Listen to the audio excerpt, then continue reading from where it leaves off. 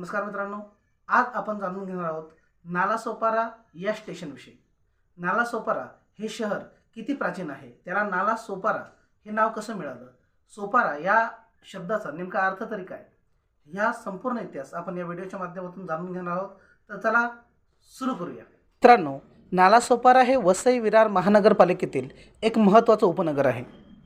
मुंबई महानगर प्रदेशातील हे एक महत्त्वाचं शहर.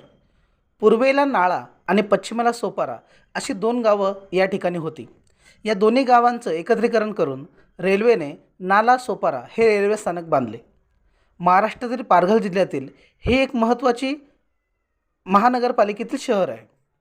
नालासोपारा रेल्वे स्थानक हे पश्चिम रेल्वे विभागाचा एक महत्त्वाचा भाग आहे. नालासोपारा हे एक प्राचीन भारतातील शूरपारक म्हणजे शूरांचे शहर म्हणून ओळखले जाणारे शहर आहे.